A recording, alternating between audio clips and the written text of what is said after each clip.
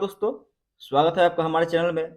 दोस्तों, आज की इस वीडियो में हम लोग बिहार बोर्ड 2026 के लिए कक्षा 10वीं की संस्कृत प्यूसम, जिसका अध्याय द्वितीय पाटलिपुत्र वैभवम है, उसको हम लोग देखेंगे।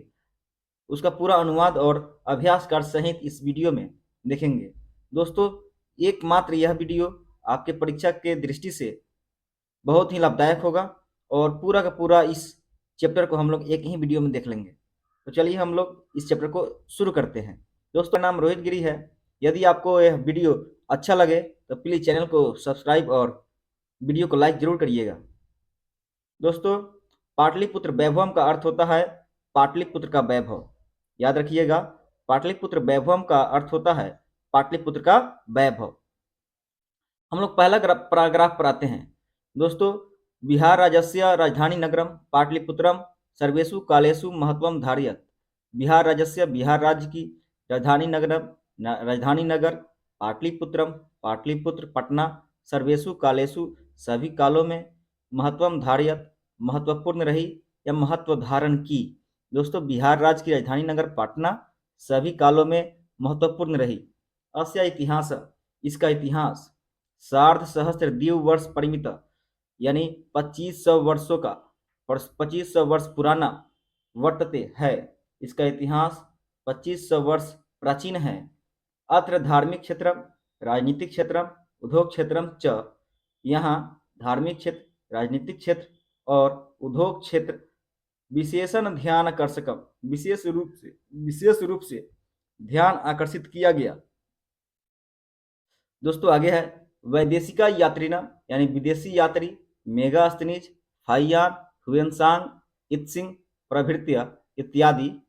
विदेशी यात्री मेगास्थनीज, फाइयान, हुएनसांग, इत्सिंग इत्यादि पाटलिपुत्रस्य, पाटलिपुत्र के वर्णनम स्व स्व संस्मरण ग्रंथेषु चक्रु।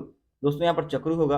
अपने अपने संस्मरण ग्रंथों में इसका पटना का वर्णन किए हैं।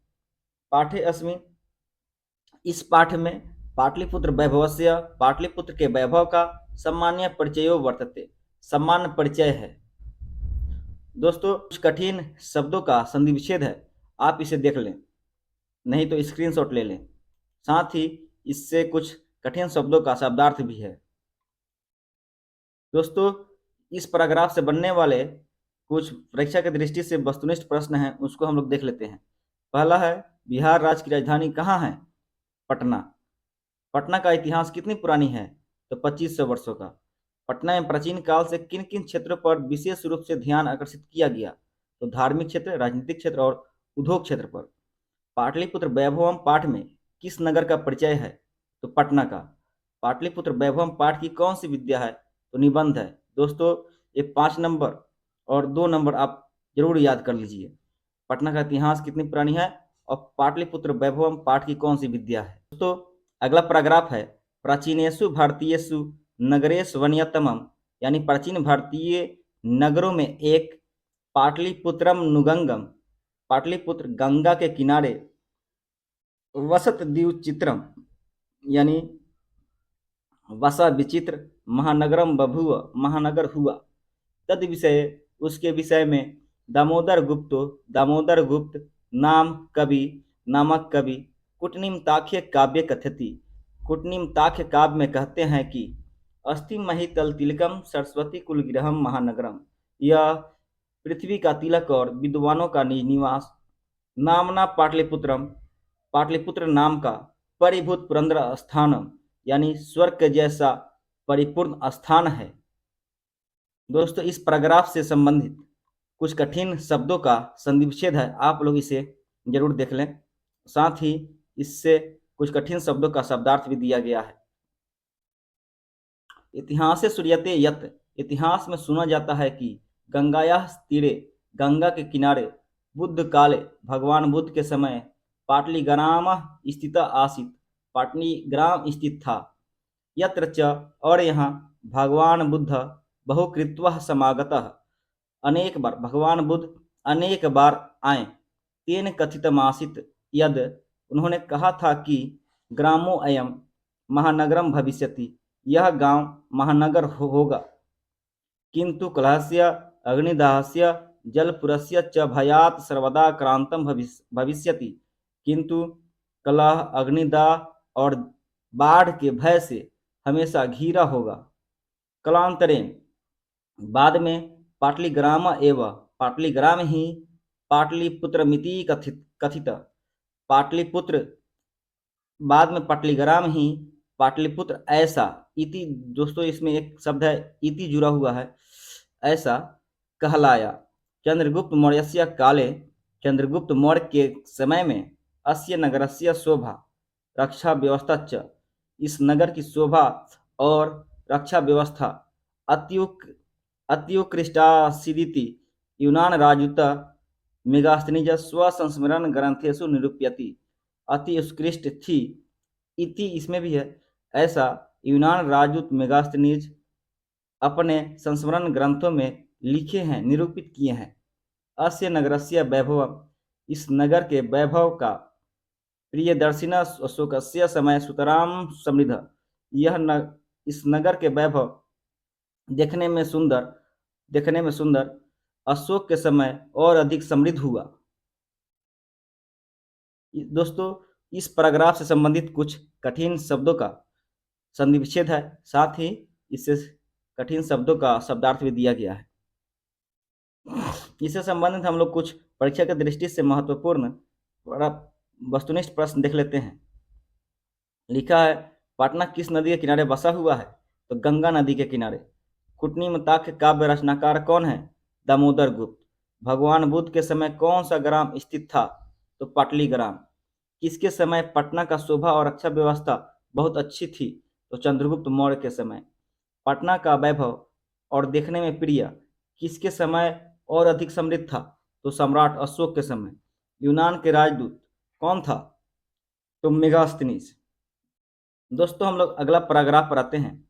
लिखा है, बहुकालम पाटलिपुत्रस्य प्राचीना, बहुत समय तक पाटलिपुत्र के प्राचीन सरस्वती परंपरा प्रवर्तत इति, सरस्वती परंपरा चलती रही, ऐसा राजशेखर स्वकाव्यमीमांसा नामके कवि शिक्षा प्रमुखे ग्रंथे सादरम स्मरति। राजशेखर अपने काव्यमीमांसा नामक कवि शिक्षा प्रमुख ग्रंथ में सादर स्मरण करते हैं।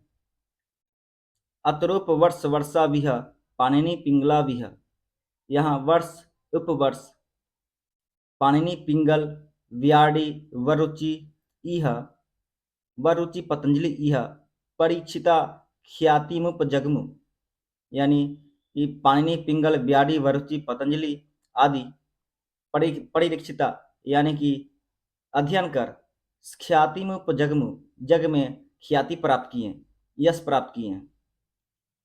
दोस्तों इस पैराग्राफ से संबंधित कुछ कठिन शब्दों का संधि विच्छेद दिया गया है, साथ ही शब्दार्थ दिया गया है, आप इसे जरूर देख लें।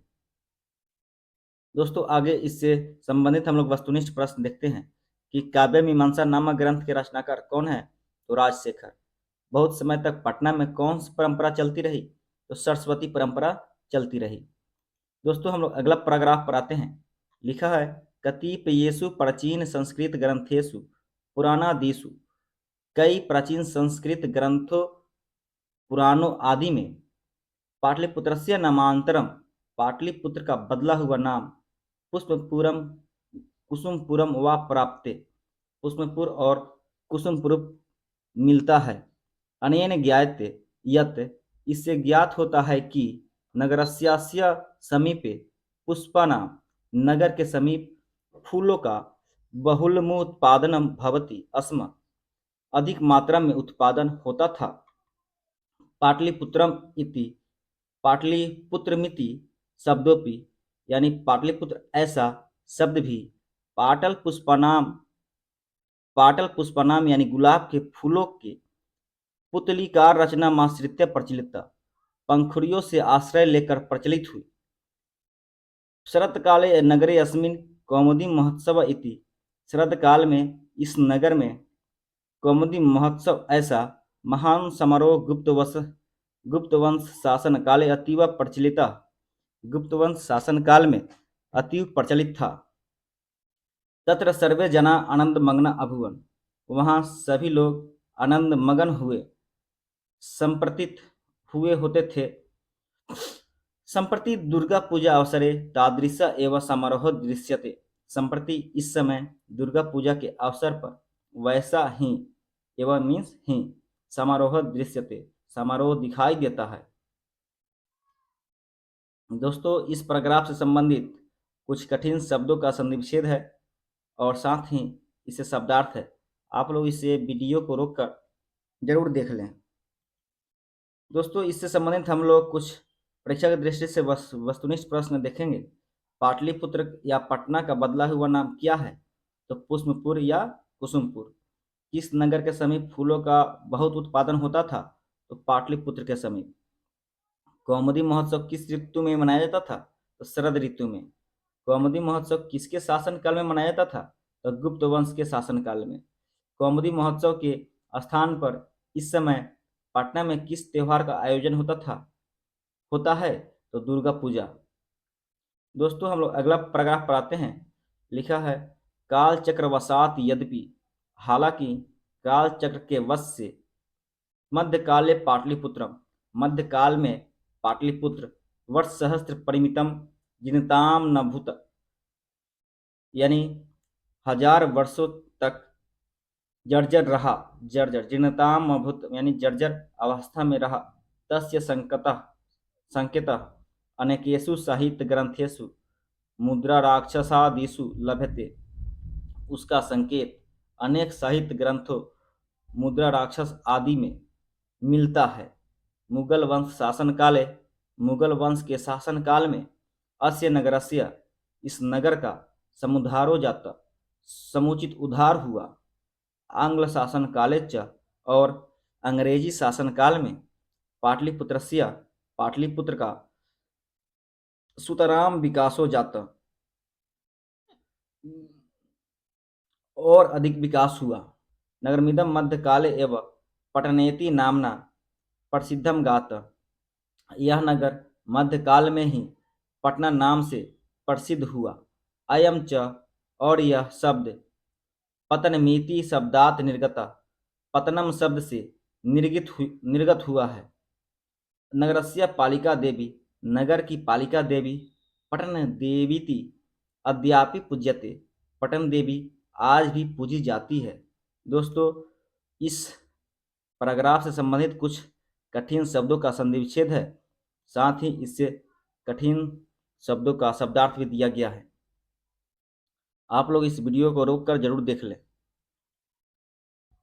वस्तुनिष्ठ प्रश्न देखते हैं दोस्तों, जो परीक्षा की दृष्टि से बहुत ही महत्वपूर्ण होगा। मध्यकाल में कितने वर्ष तक जर्जर अवस्था में रहा पटना? तो 1000 वर्ष तक। मुद्रा राक्षस नाटक एक नाटक है, और मुद्रा राक्षस कौन लिखे हैं? तो विशाखा दत्त ने लिखे हैं। किस वंश के शासनकाल में पटना का समुचित उद्धार हुआ है? तो मुगल वंश के शासनकाल में। पाटलिपुत्र पटना के नाम से कब प्रसिद्ध हुआ? तो मध्यकाल में। पटना शब्द किस शब्द से निकला है? तो पतनम शब्द से निकला है। पटना नगर की पालिका देवी कौन है? तो पटन देवी। दोस्तों, हम लोग अगले पैराग्राफ पर आते हैं। लिखा है, संप्रति पाटलिपुत्रम पटना नाम नगर।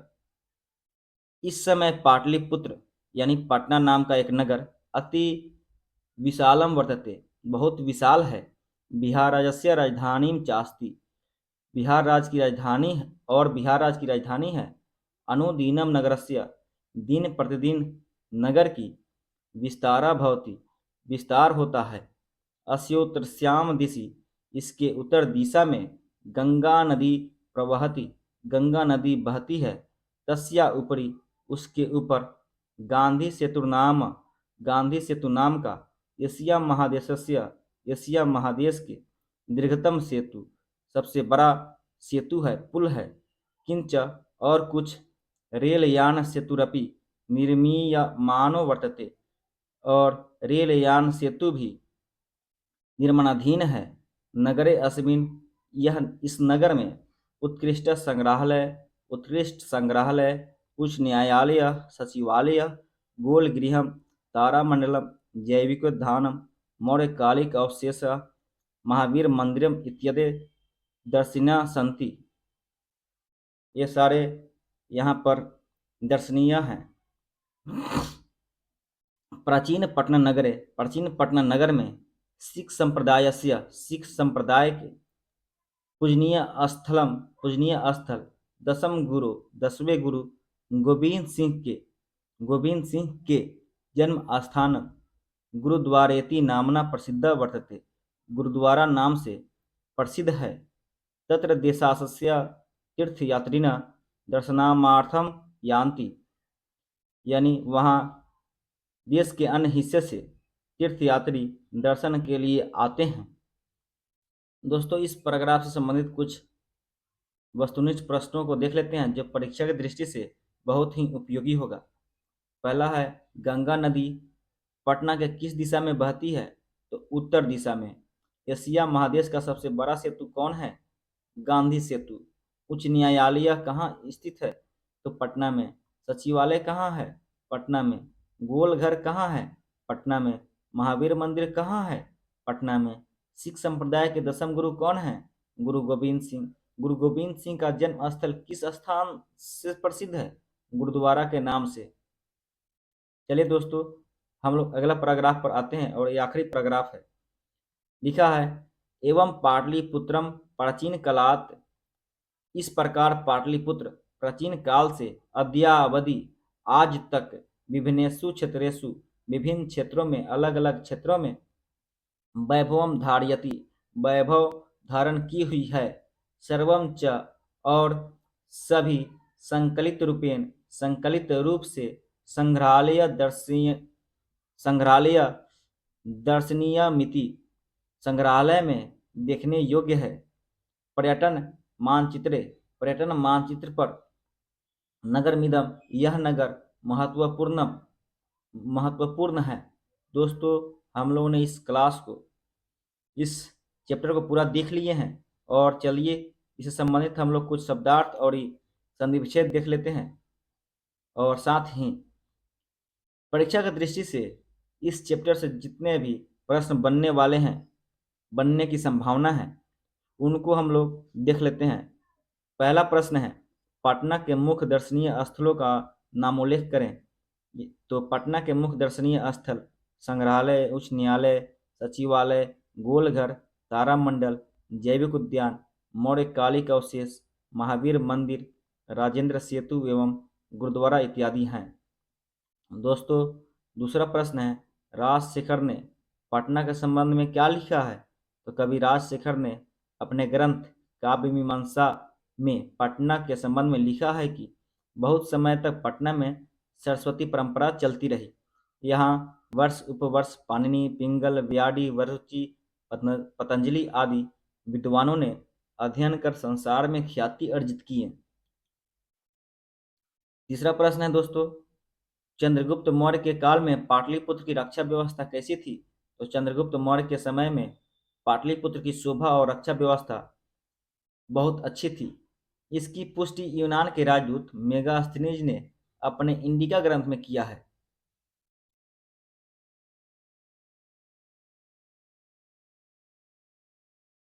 दोस्तों, चौथा प्रश्न है, कौन कौन से विदेशी यात्री पटना आए थे? तो 4 यात्री पटना आए थे, विदेशी यात्री। एक यूनान का रहने वाला और 3 जो फैयान हिमेनसांग इत्सिंग है, ये चीन के रहने वाले थे, इत्यादि पटना आए थे। चलिए दोस्तों, अगला प्रश्न देखते हैं, पाटलिपुत्र के वैभव का वर्णन करें। पाटलिपुत्र बिहार राज्य की राजधानी और एक विशाल नगर है। इसका इतिहास बहुत महिमामयी और गौरवपूर्ण रहा है। यहाँ भगवान बुद्ध अनेक बार आए थे और उन्होंने कहा था कि यह गांव एक दिन महानगर बनेगा। यहाँ महर्षि पाणिनि, वरुचि, पतंजलि आदि विद्वानों ने अध्ययन कर संसार में ख्याति अर्जित की है। कई विद्वानों ने इसे सरस्वती यानी विद्वानों का निजावास भी कहा है। दोस्तों, हम लोग छठा प्रश्न देखते हैं, भगवान बुद्ध ने पाटलिपुत्र के संबंध में क्या कहा था? तो भगवान बुद्ध ने पाटलिपुत्र के संबंध में कहा था कि यह गांव एक दिन महानगर बनेगा, लेकिन कलह, बाढ़ और अग्निदाह से हमेशा घिरा रहेगा। दोस्तों, पटना के गुरुद्वारा किसके लिए प्रसिद्ध है और क्यों?